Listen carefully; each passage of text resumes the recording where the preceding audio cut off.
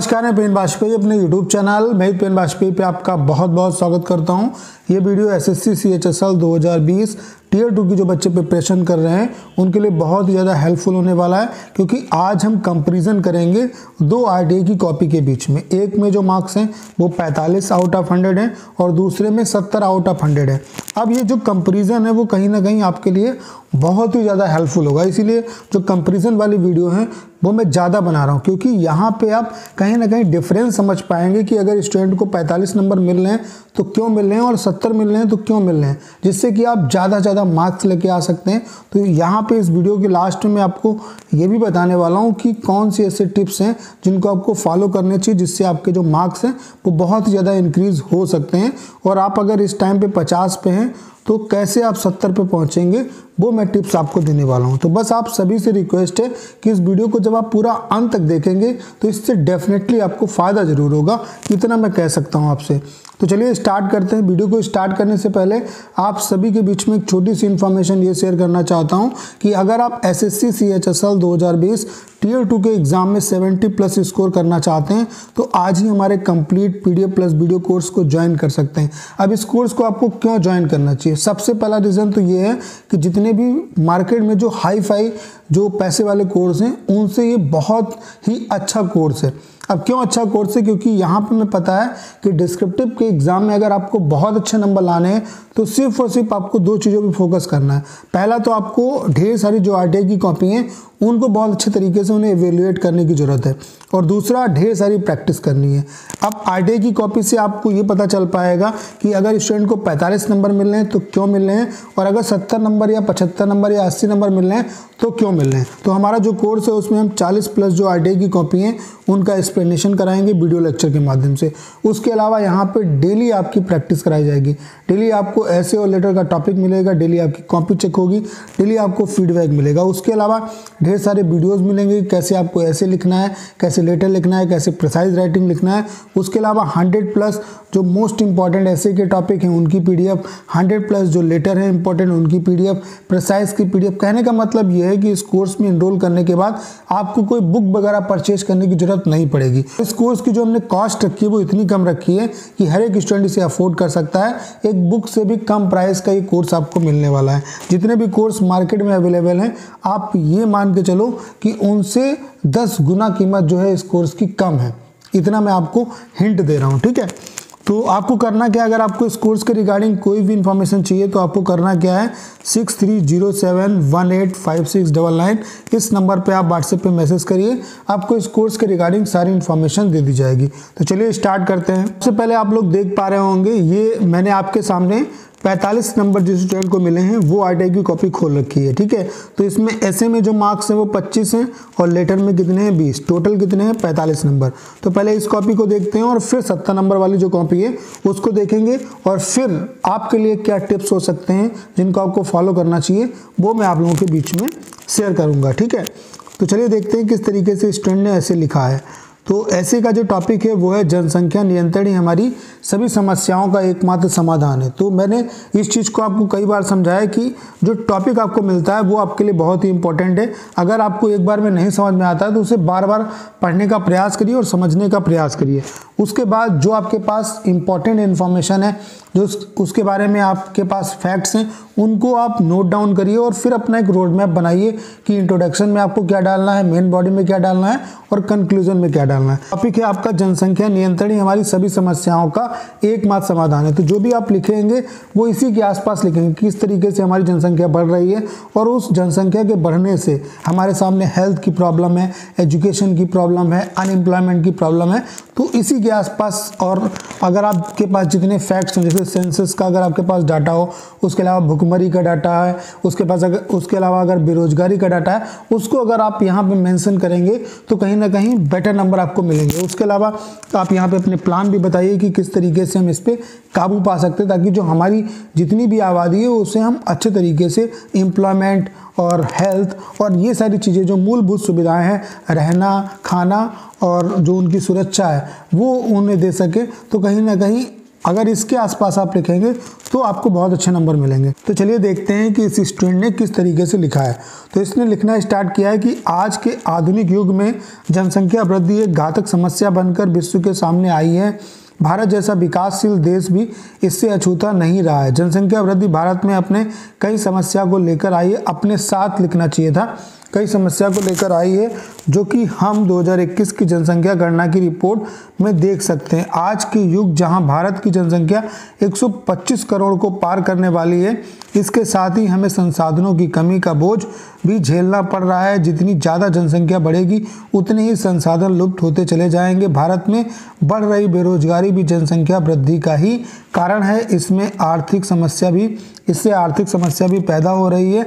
जनसंख्या अधिक होने के कारण सभी को नौकरियां नहीं मिल पा रही हैं, क्योंकि हमारे पास संसाधन तो सीमित हैं, लेकिन संसाधन तो सीमित है ही, विद्यालयों में बच्चों के लिए सीटों की कमी होना भी इसी समस्या के कारण है।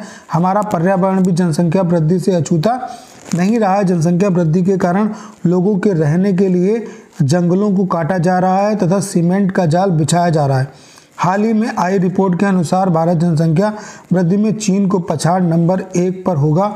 भारत सरकार द्वारा भी लोगों को जागरूक करना आवश्यक है। जैसे सरकार द्वारा चलाए गए अभियान हम दो हमारे दो से लोगों जनसंख्या वृद्धि से होने वाले नुकसान से अवगत कराया जाए, ताकि देश का हर वर्ग इससे जागरूक हो तथा इस समस्या पर अंकुश लगे। इसलिए जनसंख्या नियंत्रण ही हमारी सभी समस्याओं का एकमात्र समाधान है। तो इस स्टूडेंट को जो मार्क्स मिले हैं वो 25 मिले हैं। अब क्यों 25 मार्क्स मिले हैं उसका रीज़न आप समझो। सबसे पहली बात क्या है कि जो आप शुरुआत करते हैं उसमें कोशिश करो कि फैक्ट्स आप बताओ। देखो, अगर आप कॉमन चीज़ों को लिखोगे तो आपको नंबर एग्जामिनर के पॉइंट ऑफ व्यू से मिलेंगे। जो एग्जामिनर जितना बेहतर समझेगा वो उस हिसाब से नंबर देगा। लेकिन कोशिश करो, जो मैंने आपको चीज़ें बताई हैं कि सेंसस का जो भी डाटा है, उसके बाद जो हमारी हेल्थ में जो हम जिस स्थान पे हैं उसकी वजह से, एजुकेशन में जिस स्थान पे हैं हम, और अनएम्प्लॉयमेंट जिस स्थान पर हैं, तो उसकी अगर रैंकिंग वगैरह आप बताते तो कहीं ना कहीं अच्छा हो सकता था। तो जितना फैक्ट्स पे खेलोगे उतना अच्छे नंबर आपको मिलेंगे। तो स्टूडेंट को 25 नंबर मिले हैं, तो जाहिर सी बात है इसका जो इफेक्ट है वो इसके लेटर पे पड़ेगा, क्योंकि अगर इसने यहाँ पे 25 नंबर गेन किए हैं तो चाहे लेटर कितना भी अच्छा लिख दे, इसके आसपास ही इसको मार्क्स मिलेंगे। इतनी जो आरटीआई की कॉपी मैंने आप लोगों के बीच में रखी, उनसे आप ये बात तो सीख गए होंगे। तो जो फोकस करना है, अगर आपको अच्छे नंबर लाने हैं तो ज़्यादा जो मेहनत आपको करनी, देखो लेटर में क्या है, आपका फॉर्मेट है, उसमें सिर्फ अगर फॉर्मेट सही रखोगे और बाकी लिखना अगर आपको आता है तो आप बहुत अच्छा नंबर लेके आ सकते हो। जो फोकस करना है वो अपने ऐसे पे करना है। तो ऐसे को अच्छा करने के लिए आपको जो जितने भी फैक्ट्स हैं, जो आपकी जो जनरल नॉलेज है, जो मतलब जो करंट अफेयर्स है, उस पर भी आपकी पकड़ होनी चाहिए। उसके अलावा जो फैक्ट्स हैं उन पे आप बहुत अच्छे तरीके से काम करिए कि जितने भी फैक्ट्स हैं, जैसे रैंकिंग का जितना भी डाटा है, हेल्थ में हमारी रैंकिंग क्या है, जनसंख्या में रैंकिंग क्या है, गरीबी में रैंकिंग क्या है, तो इसको आप ज़रूर याद करिए, क्योंकि ये कहीं ना कहीं आप यूज़ कर पाएंगे किसी भी तरीके से, और इनको अगर यूज़ करेंगे तो डेफिनेटली इनसे आपको फ़ायदा होगा। देख लेते हैं कि किस तरीके से इसने लेटर लिखा है। तो लेटर आया है, आप शिवानी शिव निवासी सीजियो कॉम्प्लेक्स लोधी रोड नई दिल्ली 110003 अपने छोटे भाई नमन को पत्र लिखकर सेल फोन के अत्यधिक प्रयोग से होने वाली हानियों से अवगत कराएं। तो सीजियो कॉम्प्लेक्स लोधी रोड नई दिल्ली, दिनांक भी डाल दिया है, बिल्कुल फॉर्मेट सही है। प्रिय भाई नमन, आशा करता हूं कि तुम कुशल मंगल होगे तथा माता पिता का स्वास्थ्य भी अच्छा होगा। इस वर्ष तुम्हारी 10वीं बोर्ड की परीक्षा है, जो कि अगले महीने से आरंभ होने वाली है। कल ही मुझे पिताजी का पत्र मिला, जिसमें उन्होंने तुम्हारे अत्यधिक सेलफोन प्रयोग करने की बात बताई। प्रिय अनुज, हर चीज़ का एक अपना समय होता है। तुम्हारे अत्यधिक सेलफोन प्रयोग करने से तुम्हें इसके हानिकारक परिणाम देखने को मिल सकते हैं। यह तुम्हारी पढ़ाई पर बहुत गहरा असर कर सकता है, जिससे तुम्हारे अंकों में भी गिरावट आ सकती है, जो आगे तुम्हें अपने पसंदीदा विषय चुनने में भी समस्या का सामना करना पड़ सकता है। यह तुम्हारे स्वास्थ्य के लिए भी हानिकारक है। आशा करता हूँ तुम इससे गंभीरता से लोगे। माता पिता को चरण स्पर्श तथा तुम्हें ढेर सारा प्यार, तुम्हारा अग्रसिव। अब देखो, इसने मेरे हिसाब से जो लेटर लिखा है वो बहुत अच्छा लिखा है, और अगर इसको ऐसे में 35 मार्क्स मिले होते तो यहाँ पर भी इसके जो मार्क्स होते वो 30 से ऊपर होते। तो जो स्कोर 45 आप देख पा रहे हैं वो आपका स्कोर 65 के आसपास होता। तो यही बात मैं आपको समझाना चाहता हूँ। तो आपने अभी 45 नंबर वाली कॉपी देख ली, इसको भी हमने अच्छे तरीके से समझ लिया। अब मैं आपको दिखाता हूँ 70 नंबर वाली कॉपी, तो आपको डिफरेंस समझ में आएगा कि 45 और 70 के बीच में क्या डिफरेंस है और क्या आपको यहाँ से सीख के जाना है। तो चलिए अब देख लेते हैं 70 नंबर वाली कॉपी। अब आप लोग देख पा रहे होंगे मैंने 70 नंबर वाली कॉपी खोल रखी है। ऐसे में जो मार्क्स हैं वो 36 हैं और लेटर में जो मार्क्स हैं वो 34 है। आप इसके बीच का जो रिलेशन है उसे समझो कि अगर ऐसे में अच्छे नंबर मिलेंगे तो लेटर में उसके आसपास ही नंबर मिलेंगे। तो ऐसे पे बहुत अच्छे तरीके से आपको काम करने की ज़रूरत है। और इस स्टूडेंट को आप लोग देख पा रहे होंगे UFM जो है वो सरनेम की वजह से दिया गया था। फिर आपको पता होगा ये 2018 की कॉपी है, तो 2018 में UFM जिन बच्चों पे लगा था उसको बाद में उन्हें छोड़ भी दिया गया।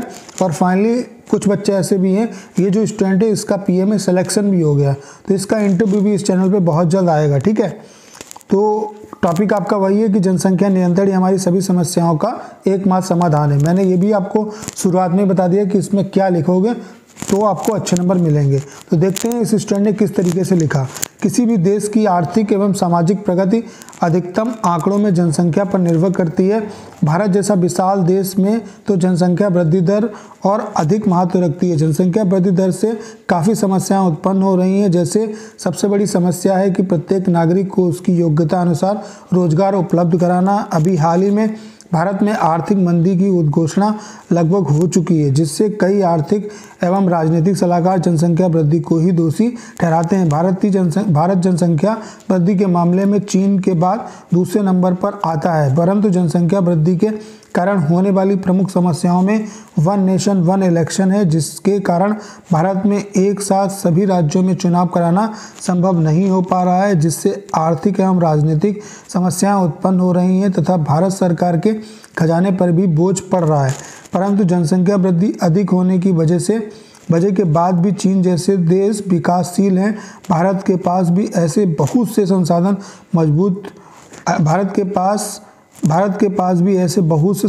मजबूत जिससे भारत निरंतर तेजी के साथ विकास कर रहा है। हमें पूर्णतः विश्वास है कि भारत जल्द ही जनसंख्या वृद्धि जैसी समस्याओं से उबरकर तेजी से विकास की ओर उन्मुख होगा। भारत को जनसंख्या नियंत्रण हेतु कोई मजबूत नियम या पॉलिसी लानी पड़ेगी, जिससे बेरोजगारी, आर्थिक मंदी, वन एक देश एक चुनाव जैसी समस्याएं दूर हो जाएंगी। परंतु भारत के पास उचित संसाधन उपलब्ध हैं, जिससे भारत जनसंख्या नियंत्रण जैसी सामाजिक समस्याओं को नियंत्रित कर सकता है, जिसका सबसे उच्चतम उदाहरण है one nation one ration card योजना। भारत लगातार जनसंख्या नियंत्रण हेतु प्रयासरत भी है। आशा करते हैं कि इस समस्या के बावजूद भी हम निरंतर विकास के अवसर उपलब्ध करते रहेंगे। तो यहाँ पे 36 मार्क्स मिले। इस कॉपी में स्टूडेंट को 36 नंबर क्यों मिले हैं? क्योंकि उसका जो मुझे रीज़न लगता है वो ये है कि इसने जो उसके बारे में जो एक जनसंख्या वृद्धि है उससे जो समस्याएं उत्पन्न हो रही हैं उनके बारे में बताया। फैक्ट्स तो नहीं बताए इतने, ये तो इसमें कोई दो राय नहीं है। फैक्ट्स इतना इसने भी नहीं डिलीवर किया और 45 नंबर जिस स्टूडेंट के हैं उसने भी फैक्ट्स उतना नहीं बताया। लेकिन यहाँ पे क्या है कि इसकी कॉपी को देख के आपको लग रहा होगा कि थोड़ा सिस्टमैटिक लिखी है, और जो 45 नंबर वाली जो कॉपी है उसमें ऐसा लग रहा है कि नॉर्मल कॉपी है, मतलब एक जैसे जो कक्षा 8-10 का बच्चा लिखता है उस तरीके से कहीं ना कहीं फीलिंग आ रही है। तो थोड़ा सा स्टैंडर्ड आपकी चीज़ों में लगना चाहिए। ये कब आएगा? जब आप प्रैक्टिस करेंगे। तो प्रैक्टिस बहुत ही इंपॉर्टेंट है, इसीलिए हमारा कोर्स क्यों खास है और मैं क्यों कहता हूँ कि आपको ज्वाइन करना चाहिए, क्योंकि हमारा जो मेन फोकस है वो प्रैक्टिस पे। हम डेली आपकी प्रैक्टिस कराते हैं, डेली आपकी कॉपी चेक होती है। अब फॉर एग्जाम्पल जैसे आप खुद सोचो, एक टॉपिक हमने दिया वो सारे स्टूडेंट के पास है, मान लेते हैं फॉर एग्जांपल 100 बच्चे हैं, तो आप क्या है कि फिर हम यहाँ पे कॉपी जब आपकी चेक करते हैं उसके बाद 20 से 30 जो अच्छी कॉपियाँ हैं वो हम टेलीग्राम पे शेयर भी करते हैं, जिससे आप कहीं ना कहीं देख पाते हैं कि आप कितना कंपटीशन है आपके आसपास और किस तरीके से स्टूडेंट लिख रहे हैं, आपने कौन सी चीज़ें मिस की, ताकि आपको और इम्प्रूव करना चाहिए। तो मुझे ऐसा लगता है कि इससे आप बेस्ट से बेस्ट आपका जो रिज़ल्ट है वो आएगा, और जाहिर सी बात है जितने भी स्टूडेंट प्रिपरेशन कर रहे हैं हमारे साथ उनका रिज़ल्ट काफ़ी अच्छा आएगा, और 2019 में भी हमने बहुत अच्छा रिज़ल्ट दिया है। तो कोर्स अगर आप ज्वाइन करेंगे तो आपका इससे फ़ायदा ही होगा, क्योंकि वहाँ से आपको माहौल पता चलेगा, डेली आपके पास एक टारगेट होगा। क्योंकि यहाँ पे क्या है कि ऐसे आप अगर पढ़ोगे तो पढ़ने का मन नहीं होता कि क्या पढ़ें क्या ना पढ़ें। वहाँ पे कोर्स में क्या है कि डेली आपके पास एक रोड मैप होगा कि हाँ आज ये टॉपिक है, ये मुझे सबमिट करना है, कितने मार्क्स मिलते हैं, तो एक क्यूरियोसिटी रहती है। उसके अलावा जिन स्टूडेंट को अच्छे मार्क्स मिल रहे हैं तो क्यों मिल रहे हैं उनकी कॉपी आप देख पाएंगे। तो मुझे लगता है कि लर्निंग बहुत कुछ आप ले सकते हैं, और लर्निंग बहुत ही इंपॉर्टेंट चीज़ है। चलिए अब देख लेते हैं लेटर को। अब जाहिर सी बात है कि इसको ऐसे में अच्छे नंबर मिले हैं तो लेटर में भी अच्छे नंबर मिलेंगे। लेटर का टॉपिक वही है, सीजो कॉम्प्लेक्स, लोधी रोड, नई दिल्ली, पिन कोड। यहाँ पे देखो इसने डेट को स्किप कर दिया है, चूँकि ऐसे अच्छा लिखा है तो इस वजह से लेटर में अच्छे नंबर मिलेंगे। और यहीं पे अगर ऐसे ख़राब होता तो ये जो इसने डेट मिस की है इसका भी इस पर इफेक्ट पड़ता। प्रिय अनुज, आशा करता हूँ कि तुम सकुशल होगे और निरंतर अपनी पढ़ाई पर केंद्रित होगे। आजकल सेलफोन पढ़ाई का माध्यम बन चुका है, इस बात से तुम भली भांति परिचित होगे, किंतु सेलफोन से जितना लाभ हो रहा है उससे अधिक हानियां भी हो रही हैं आजकल। जैसे कि तुम जानते हो कि सेलफोन में किस प्रकार की नई नई ऐप्स आ रही हैं जिसका लाभ कई चोर लुटेरे और धोखेबाज उठा रहे हैं, जैसे ऑनलाइन पैसा स्थानांतरित करना या बेकार के संदेश आना, सारा दिन सोशल मीडिया पर समय बर्बाद करना इत्यादि हानियाँ, जिससे समय की बर्बादी के साथ साथ भविष्य की भी बर्बादी है। प्रिय अनुज, अभी तुम जिस युवावस्था में हो वहाँ तुम्हारे लिए अत्यंत महत्वपूर्ण है। आशा करता हूँ कि तुम मेरी बात को गंभीरता से लोगे और सेल फोन का उचित रूप से प्रयोग करोगे और अपनी पढ़ाई पर ध्यान केंद्रित करके माता पिता के सपने को साकार करोगे। छोटी बहन को बहुत सारा प्यार एवं स्नेहाशीष, माता पिता को चरण स्पर्श सादर प्रणाम। तुम्हारा अग्रज प्रिय शिवम। देखो इसने लिख दिया शिवम प्रताप सिंह, और चूंकि यहाँ पे शिवम शिव दिया हुआ है और इसने शिव प्रताप सिंह लिखा तो ये आपको एक्स्ट्रा कुछ भी लिखने की ज़रूरत नहीं है, और इस वजह से इसको UFM दिया गया। नंबर जो थे वो 34 आए थे। तो आपको जैसे शिव अगर नाम दिया है तो शिव यादव, शिव प्रताप सिंह, इस तरीके से आपको ऐड कुछ भी नहीं करना है। दोनों कॉपियों को आपने देखा तो यहाँ से ये ज़रूर मैं कहूँगा कि लेटर पहली वाली कॉपी में भी बहुत अच्छा था, इस वाली कॉपी में भी अच्छा है, लेकिन उसके चूंकि ऐसे में मार्क्स कम थे तो इस वजह से लेटर में मार्क्स कम मिले, और यहाँ पे ऐसे में मार्क्स अच्छे थे इस वजह से लेटर में भी अच्छे मार्क्स मिले। अब कैसे आप बेहतर नंबर ला सकते हो, आपके लिए क्या टिप्स है? देखो आपके लिए मेरी सजेशन यही है कि आप ज़्यादा फैक्ट्स पे खेलो। देखो अगर आप कॉमन चीज़ें लिखोगे तो कॉमन तो हर कोई लिख रहा है, और अभी 2017 की अगर बात करें, 2018 की बात करें, 2019 की बात करें तो कॉमन टॉपिक अभी तक आए हैं। तो उम्मीद है कि कॉमन टॉपिक भी आपका आ सकता है। कॉमन भी टॉपिक आता है तो उसमें भी आप ये विचार करो कि आपके पास इससे रिलेटेड कौन कौन से फैक्ट्स हैं और कौन कौन से जो डाटा हैं वो आप यहाँ पे यूज़ कर सकते हो। जैसे जो रैंकिंग अगर आप याद करोगे तो फिर आप दिमाग लगाओ कि कौन सी रैंकिंग यहाँ पे मैं डाल सकता हूँ।